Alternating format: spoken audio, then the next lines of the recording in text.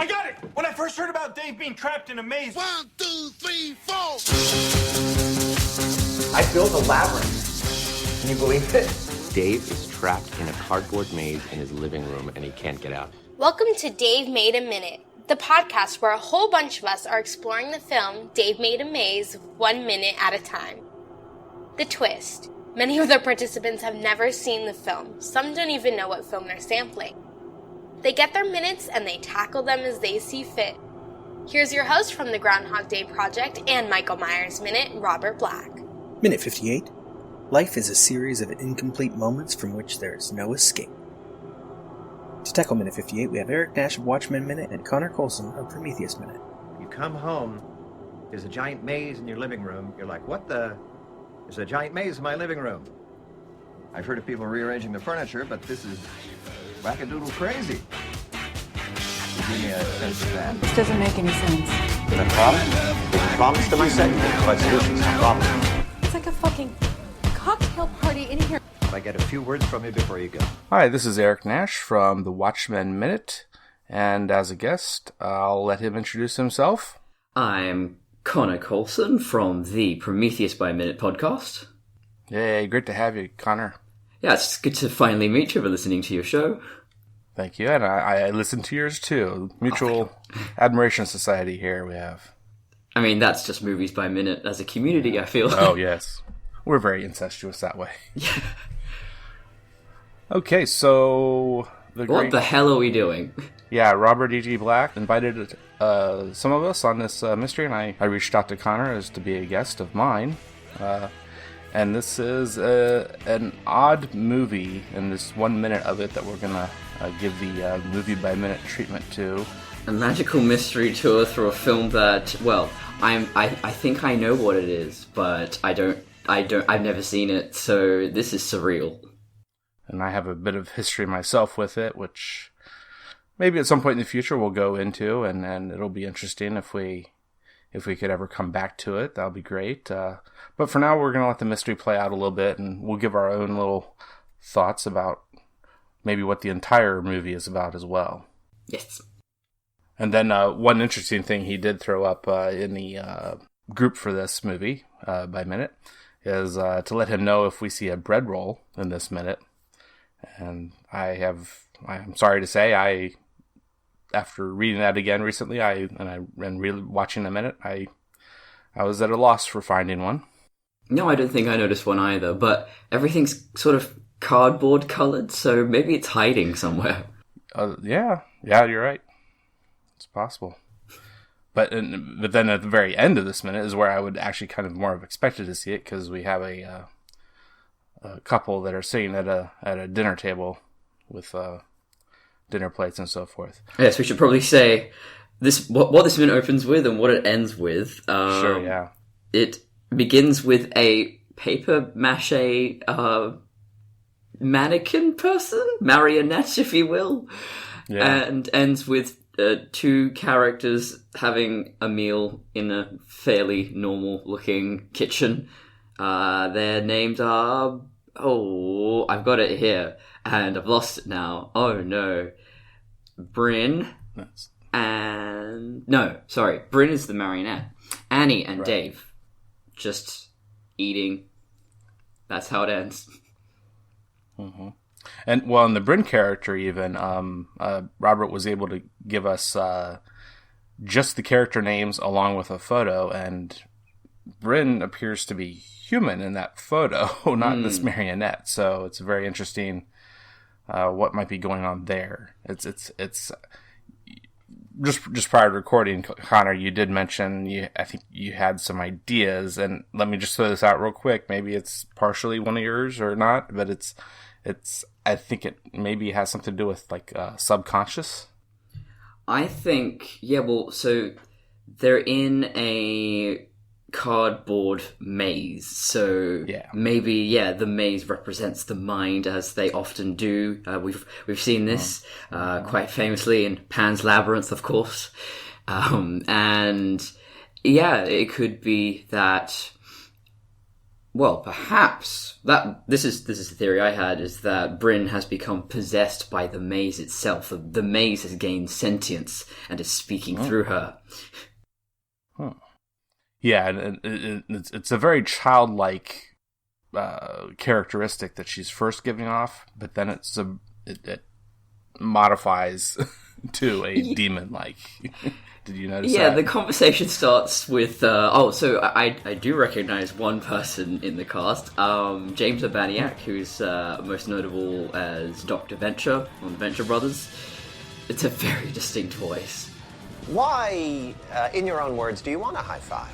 Yeah, so you've got like a film crew who led by Harry and Gordon, and they're talking to Bryn / cardboard marionette. And she's just like, I want a high five because it's what man does. And then she talks about life is a series of incomplete moments from which there is no escape. Which, I don't even think that sounds scary. That sounds quite nice. I'm not threatened. And it almost seems like that, and that what's said right before her changing to that, though, too, is this other character, Gordon, who asks her, Bryn, he calls her Bryn, too, why are we here? Bryn? But prior to that, this other character, Harry, who I want to call the director, I think. Because there's these, like you mentioned, these two other guys, though, that are standing around not having any lines. And one is even known as the cameraman, and the other one known as the boom operator. Just background characters. Character sheets. Yeah. Are they the red shirts of this mission? That would be interesting to find out later on after this is all over, maybe. If they were to die or something, that might be possible. Every movie needs characters like that. Gordon could even be a producer, maybe. At that point, mate, we don't have enough information, really. Yeah, and a director would say something like Harry says back to Gordon when Gordon says at one point, he's instructing Harry. It seems like he says, "Come on, keep it talking." And Harry says back, "Please let me do my job." In this very highfalutin kind of way, almost. Yeah, I wonder if they're maybe doing a documentary, so they found the maze, and now they're trying to sort of document what's going on here. That's my theory, at least. Mm-hmm. Huh. It's interesting. I don't know who's in charge between Gordon and Harry, because the power dynamic, at least in that scene, sort of seems to be interchangeable. Mm-hmm. Oh, yeah. Okay, here's one idea, because I do know the name of the movie. Yeah, so do I. And we do get to the character that whose name is in the name of the movie, Dave. Yes, so Dave is in The Maze also with Annie, and they are seemingly on a mission. So maybe they're trying to take control of the situation. Mm. And they need to build a chrysalis? Yeah, Annie mentions building this chrysalis, which I looked up. I had to Google a little bit just to make sure I understood what that is, and it did change a little bit maybe in my mind just what I was thinking of, but a pupa or cocoon. Yeah. Weirdly enough, I've been reading the book 1Q84, and there's a book within the book called Air Chrysalis, so the word's just sort of been following me around lately. Wow. That's what do they call that? The Baader-Meinhof effect, where it's a word that you've either not heard of before or you're kind of aware of, but then suddenly it becomes quite prominent in your life. That's what I'm experiencing. It's called the Bader-Meinhof phenomenon. Nobody really knows why it's called that. The Bader-Meinhof group was a late 20th century left-wing militant faction from West Germany. It's likely that the person who gave it that name just happened to be awash in coincidental Bader-Meinhof references. The more scientific name for this phenomenon is the frequency illusion, and it's just another example of our old friend, the cognitive bias, at work. See, when we see something for the first time and then many times directly thereafter, it can lead us to believe that there's a greater synchronicity at work in the world around us. Perhaps it's an artifact of determinism, the feeling that everything happens for a reason. The coincidence we feel is just too astronomically unlikely. But of course, the truth is that most, bordering on all things, don't happen for a reason. That same kind of thing has happened to me when I've essentially the only couple times that I've actually bought cars myself. That as soon as I've bought the car, then maybe even in looking for it looking around for it, looking at them, and I start seeing more of the ones I'm looking at even. But then it's even more prevalent after I've been driving a new car for a little while. Yeah, like my friend bought a car last year, and suddenly I'm like, everyone has that same car. What the? Yep. That's fun. Life's fun. Oh yeah. But so then the other thing with the word chrysalis and pupa and cocoon is the idea of metamorphosis. So, and of course, I think of Kafka, which I did read his small book story, what have you, short story-ish. Novella, maybe, quite a few years ago, and it's about changing. It's about and not necessarily always for the good, in a sense, in one way, and depending on what you're thinking good is as well. So, what are they going to put in the chrysalis? That's the question. I guess maybe Bryn? Oh, that would be interesting.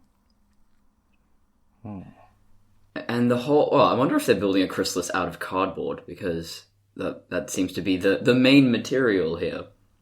And they're going to cut through some of the cardboard too, maybe, of this maze. Annie is asking, should we cut to the center here? As I think they're getting to the center. As the alien expert, I say just carry a flamethrower in every situation. I think that, just burn your way through the maze. What's so hard about that?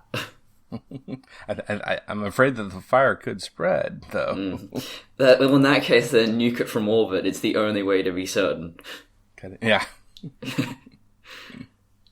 So, it could be a poltergeist type situation where it's like a burial ground, and they've built the maze on top of that.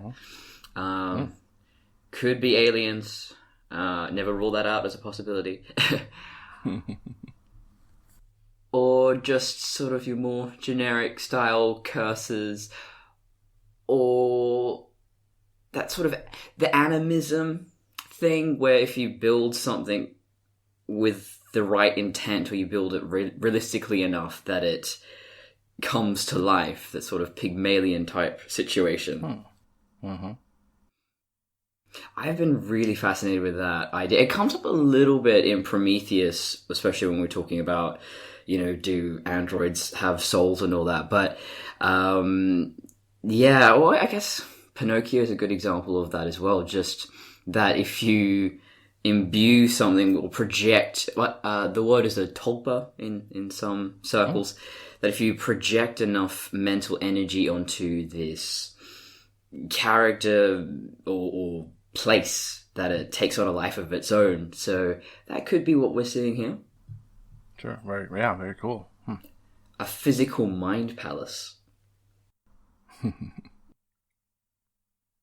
And then another interesting part I thought about here in this middle of the three sections essentially that we have for this minute is that Annie is really wanting to get this done, and Dave is saying just a little farther the two times we hear him speak here, to both of her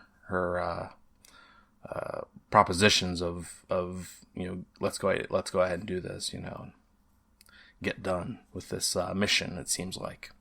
Yeah, there is hesitance there, so I guess, well,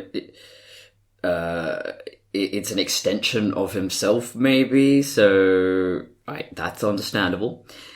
The other thing that stood out to me, the word father instead of further, you don't hear that a lot in non-Roshic accents, because if I say it, like father or father, which one am I saying? Am I saying, like, as in parent, or at the distance?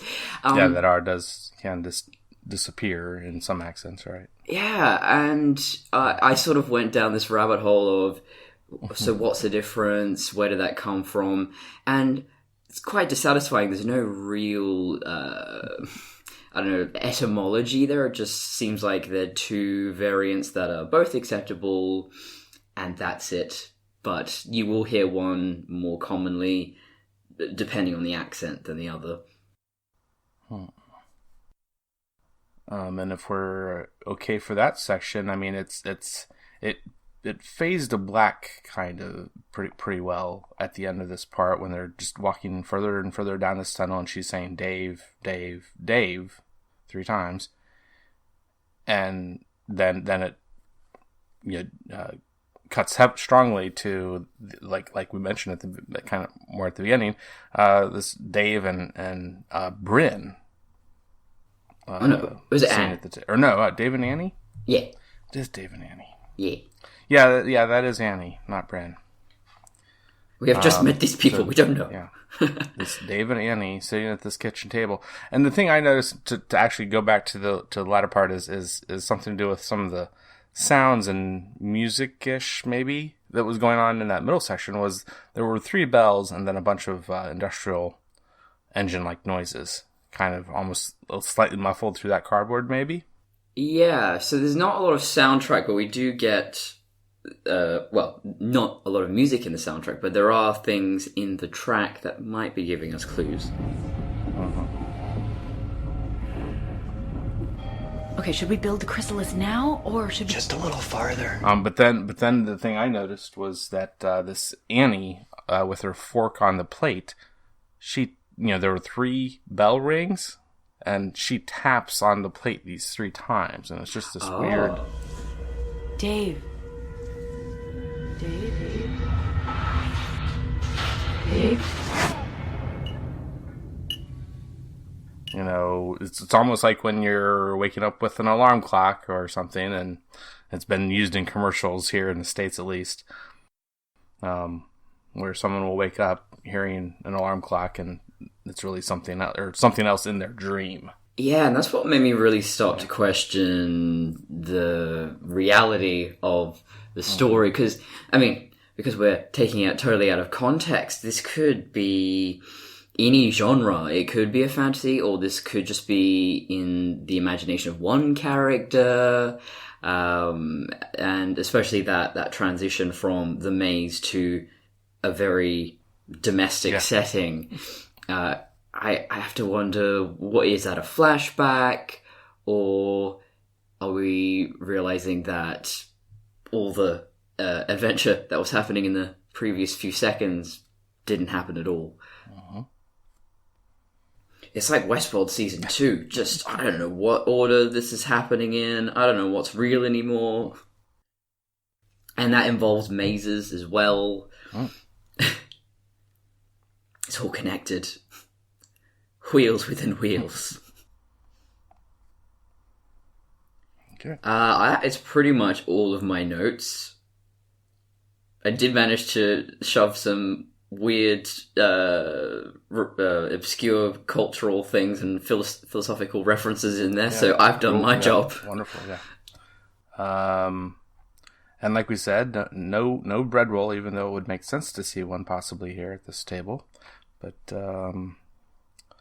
I think that's I think it could be a good place to wrap up. I mean, like we were saying before, it's something that apparently Connor and I both know a little bit about, at least, and yet, and given the opportunity, I think we both have decided to hold off a little bit, in order to do this with some mystery to it. Hold off on actually seeing. Yeah, I am curious to actually watch it, and I was just from the trailer and from the review a friend of mine did. But yeah, I feel like I might have ruined this podcast experience if I go, I know where this is going. But on its own, this 1 minute, it was quite fun to just sort of break it down and try and extract a plot just from one random minute in a movie. I've never done that before. Well, except as a kid when you would just walk past whatever your parents were watching and you're not allowed to watch it, but you sort of have to come up with this whole plot in your imagination. Let me tell you, Die Hard, my version of Die Hard, way better. That's funny. Okay, yeah, so I think this has been a very interesting minute. This has been a fun project. I wouldn't mind doing it again. And it's possible that Robert, even as of this recording, he might have more minutes available, and you're certainly welcome to look into that. Yeah. I should, yeah. So, I've been Eric Nash with Watchmen Minute, and also the upcoming Almost Famous Minute. And I was, I just really had to reach out to Connor. I thought he would be a good guy to give some deep philosophical thoughts and so forth to this strange minute of a probably strange movie, quite possibly. Yeah, I wonder, on a scale of like 1 to 10, did we get the strangest minute, or is this normal? Is this sort of like around a 5? That'd be very interesting to know. I will find out tonight. I'm going to watch this movie.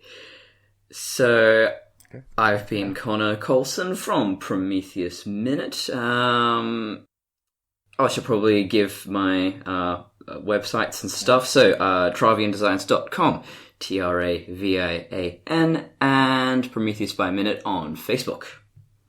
Yeah, that's great, and I love your podcast, and you can also find me also at Lucky Mustard, and even like on Twitter, and Lucky Mustard Dean ING add an ING for Instagram.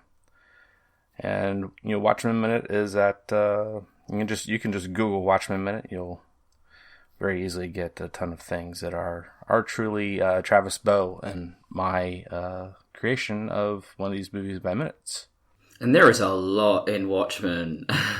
That's a perfect one to do for a movies by minute, because especially I'm getting off track with the praise here, but those first 5 minutes or so where you've got the musical intro. There's just so much going on. And even people that really don't care for much of the rest of the movie, they'll certainly still give props to just that part. Oh, it's gorgeous. I don't even like Bob Dylan, but love that opening. Well, thank you. Okay, so I'm glad you could do this, Connor, and hopefully we'll see each other down the road somewhere in other places, and we'll eventually be able to get to hear all the rest of this, as well as watch the movies ourselves. Yes. Oh, this is going to be weird with context, I just know it. Alright, thanks. Bye. And then I could probably disarm all the traps, and then we could finish this maze. Who is with me? That was Eric Nash of Watchmen Minute and Connor Coulson of Prometheus Minute taking on Minute 58 of Dave Made a Maze. They will be back in Minute 68. Next time on Dave Made a Minute, we've got Liz Whitaker and George Hendricks of I Curt That taking on Minute 59. Thank you for listening to Dave Made a Minute. Intro dialogue snippets were taken from Dave Made a Maze, directed by Bill Watterson, written by Bill Watterson and Steve Sears, and produced by John Charles Meyer. Intro music is Diversion by The Equals, featured in the film Dave Made a Maze, and Life Cycle of a Match by Parvis Decree. Outro music is Leaving This God-Forsaken Place and Her Presence is Strong Here by Parvis Decree. Dave Made a Minute is a production of Lemming Drop Studio and all other featured podcast producers. You can find more content at lemmingdrops.com. Check us out on Twitter, Facebook, and Instagram at Dave Made a Minute. If you like what you hear, throw us a rating and review on your podcatcher of choice, and check out all of the participants' other shows to spread the love around. Again, thank you for listening. As long as we're all working together, this is going to be fine. It's going to be great. I need you to notify the families of everyone who died here today. Totally. Wait, what?